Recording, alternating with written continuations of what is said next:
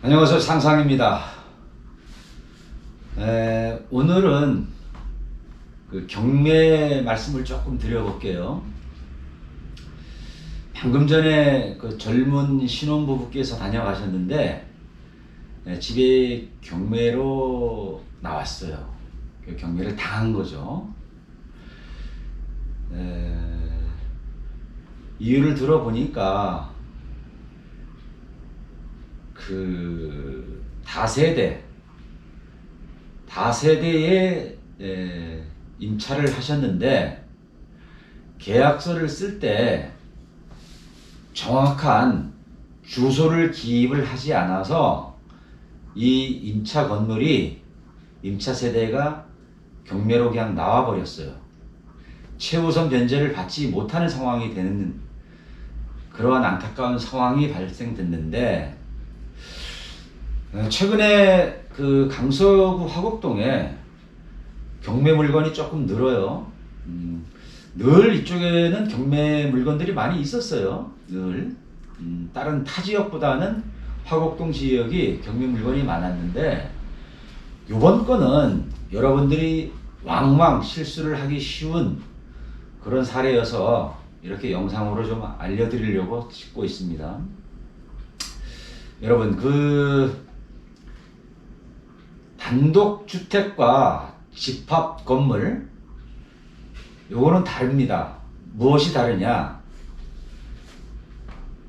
여러분들이 계약서를 작성하실 때 방금 전에 다녀가신 이 신혼부부도 집을 어떻게 계약을 했냐, 그거를 먼저 물어보니까 네이버에 들어가가지고 피터팬인가 거기에 전화를 했더니 물건을 보고 싶었는데 다른 물건을 의뢰받고 또 다른 물건을 의뢰받고 마지막 집에 마음에 들어서 요 집을 계약을 했는데, 어디서 계약을 했냐 보니까 카페에서 했어요.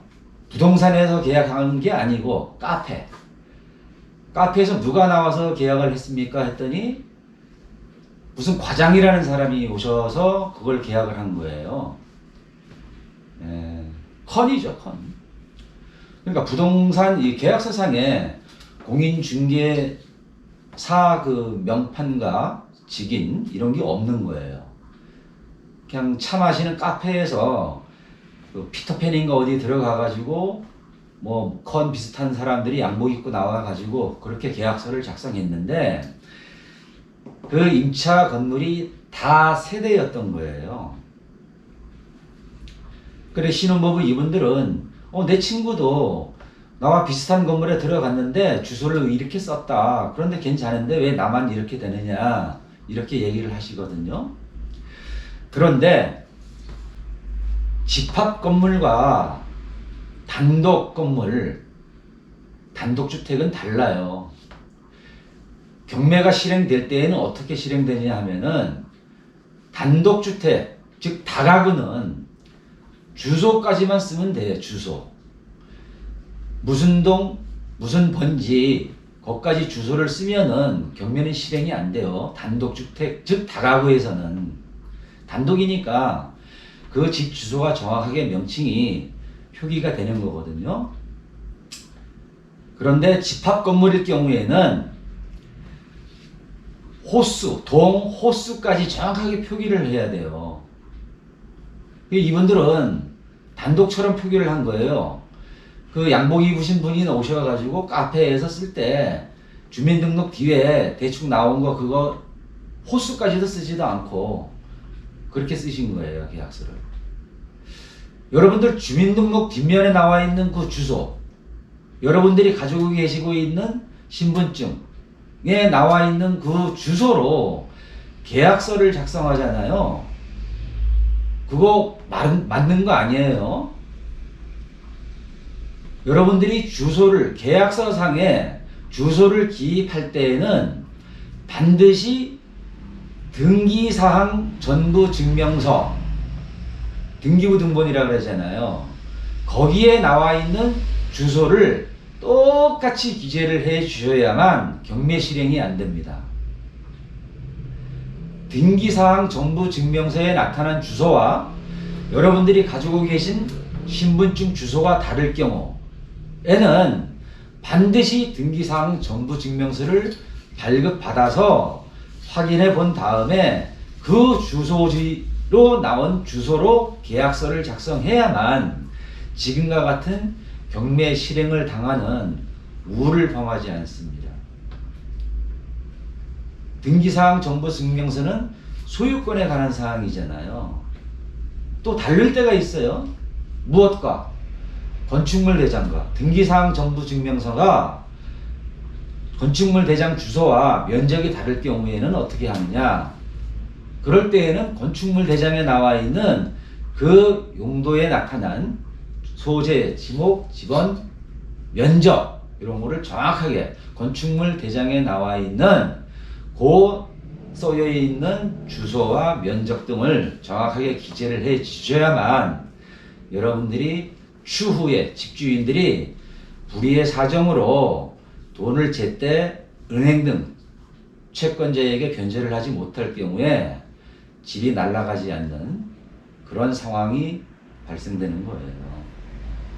그래 이분들도 계약은 당사자 계약이라고 하니까 그냥 이렇게 양복 입고 멋있는 사람이 오셔가지고 이런저런 얘기로 그 계약서상에 공인중개사 없이 그냥 과장이라고 해요. 과장이라는 사람이 오셔가지고 커피숍에서 그냥 주민등록과 달라 이렇게 해가지고 저쪽 주소지 임대인, 집주인이 나오지도 않은 상태에서 자기들끼리 막 작성을 한 거예요.